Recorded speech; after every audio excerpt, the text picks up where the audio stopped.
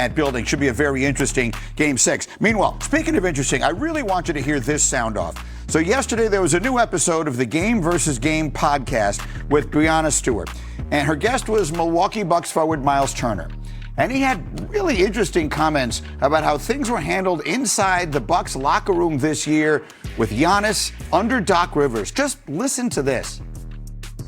So Doc Rivers, he didn't find anybody, ever.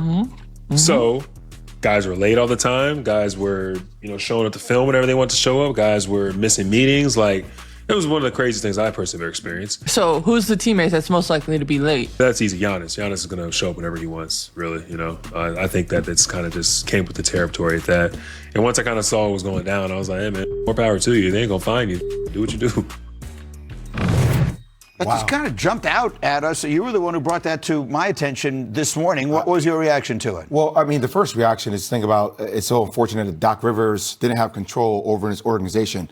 But I thought that was a bigger indictment on Giannis, frankly. And look, Michael Jordan was terrifying. Kobe was obsessive. But you never questioned with him? You never questioned what the standard was. You never questioned that. And as soon as fear enters leadership, then your culture dies. And it feels like, Doc Rivers didn't control. Why didn't Giannis try to control what he could control? That was a big takeaway for me. I agree. There's also the piece of it, Windy, where I don't know exactly when he's talking about, but by the end of the season, Giannis and the organization were so at odds. He wanted to play. They weren't letting him play. I'm going to lead through adversity. It doesn't matter. I know the coaching staff, whatever it is, I still have my teammates. What did you take away from those comments, Windy?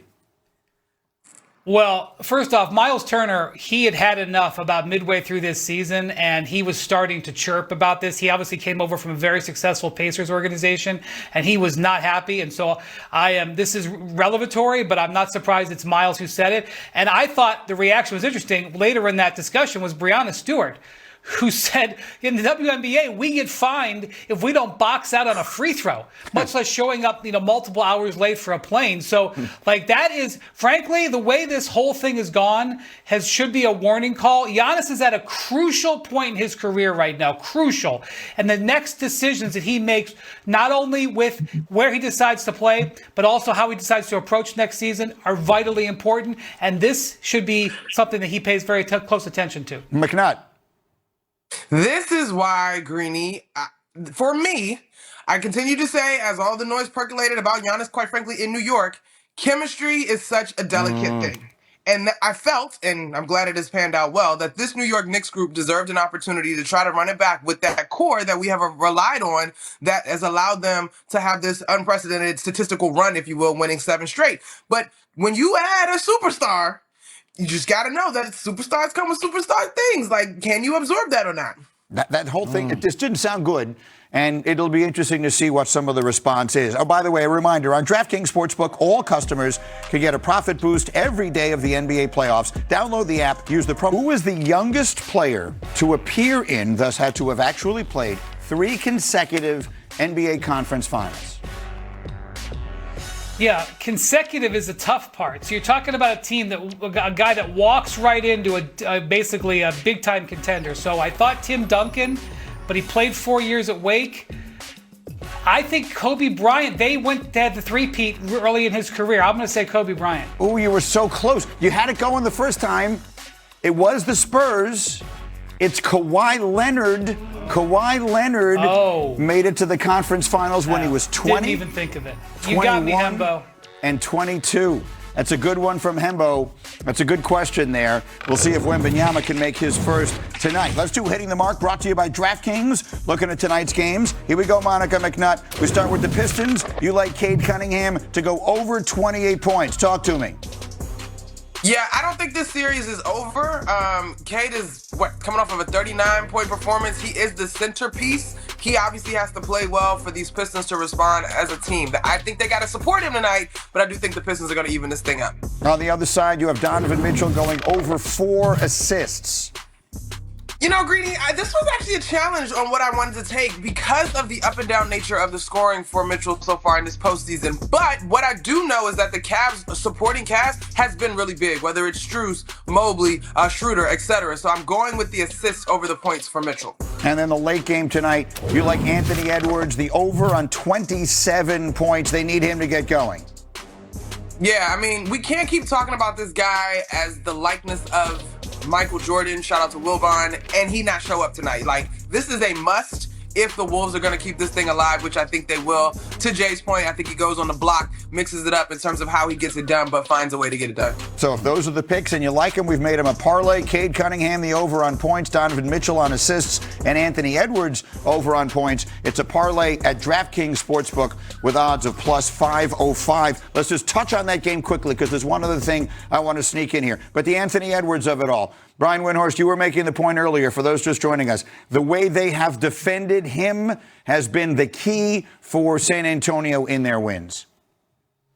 Yeah, the Wolves need Ant Edwards to go over on shots because the Spurs have been trying to keep him from even getting the ball. When he brings the ball up across the court, like you see here, they've been doubling him.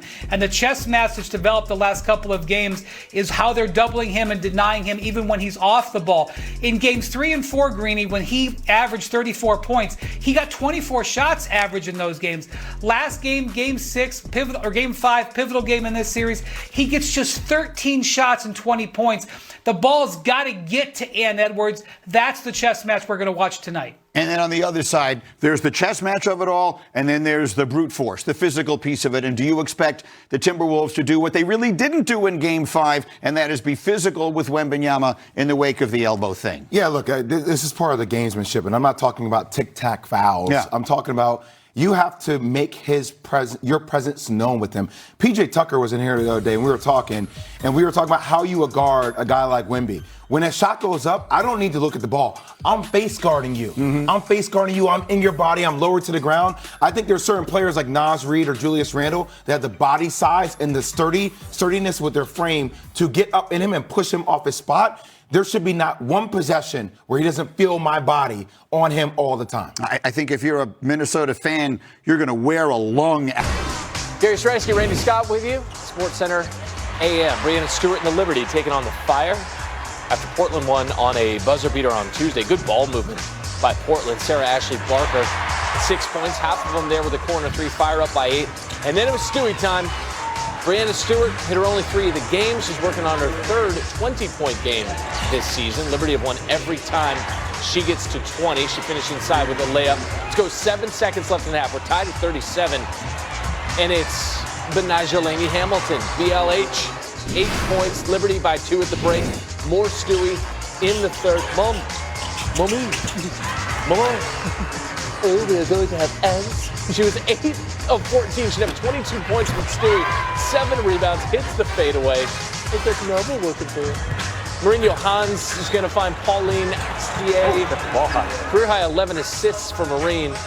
The few, the proud. Liberty win 100-82. Deep in the heart of Texas, Dallas Wings trying to get their first win at home. It's just the third game of the season, second game at home. AZ Fudd, top overall, taking on Olivia Miles, second overall pick. Third quarter, Wings up, Paige Beckers. You heard the whistle, you see the hoop, get the harm. 27 points for Paige Buckets. Wings up 8 after the made free throw. Fudd, backdoor to Alana Smith. Okay, Wings go up by 3, 2 to go. Look at Olivia Miles controlling the offense. Left-hand pass to Natasha Howard. For Miles, 15.6 assists. She has 10 and 5 in her first 3 games. Not many have done that.